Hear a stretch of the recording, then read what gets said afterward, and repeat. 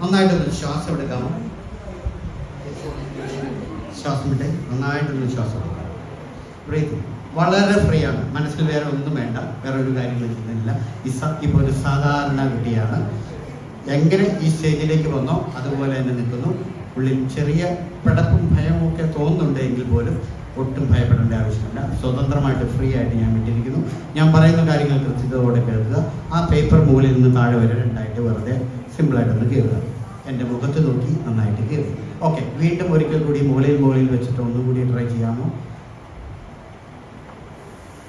Super, നല്ലൊരു കയ്യടി കൊടുക്കരുത്. നിങ്ങൾക്ക് സാധിക്കുമോ ഒരാൾക്ക് ഒരു ചെറിയ പേപ്പറിൻ്റെ കഷ്ണം തന്നാൽ മറ്റൊരാളുടെ മുഖത്ത് നോക്കി ഇങ്ങനെ സ്കെയിൽ വെച്ച് കീറിയതുപോലെ 2, 3, 4 പ്രാവശ്യം കീറാൻ സാധിക്കുമോ? ഒരാളുടെ മൈൻഡിനെ കൺട്രോൾ. ആ പേപ്പർ ഒന്നങ്ങ് ചുരുട്ടി കയ്യിൽ പിടിച്ചേക്കാമോ? ഓക്കെ, ഈ മേശപ്പുറത്ത് വെച്ചോ.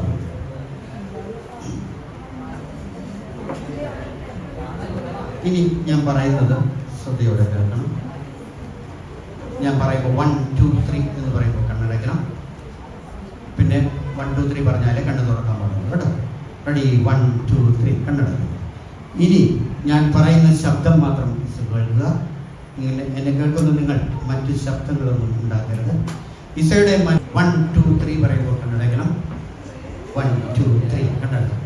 ഇസ നല്ല മിടുക്കിയായി എങ്ങനെ ഈ സ്റ്റേജിലേക്ക് വന്നോ അതുപോലെ തിരിച്ചു പോകുന്നു. ഇസയുടെ മനസ്സ് കൺട്രോളിങ് ഫുൾ പവർ സാധാരണ പോലെ തിരിച്ചു വന്നിരിക്കുന്നു എന്ന് പൂർണ്ണമായും ഇസ വിശ്വസിക്കുന്നു. കണ്ടു തുറക്കാമോ? ഒന്നുകൂടി ട്രൈ ചെയ്യാമോ? സൂപ്പർ, നല്ലൊരു കൈ കൊടുക്കുക. ഞാനിത് ചെയ്യാൻ കാരണം രണ്ടാമത് സാധാരണ ഒരു സ്ഥലത്തും ഇത് ചെയ്യാറുണ്ട്. എനിക്കൊരു ഭയമുണ്ടായിരുന്നു. ഇനി ഇതിന് ശേഷം ഇസ അവിടെ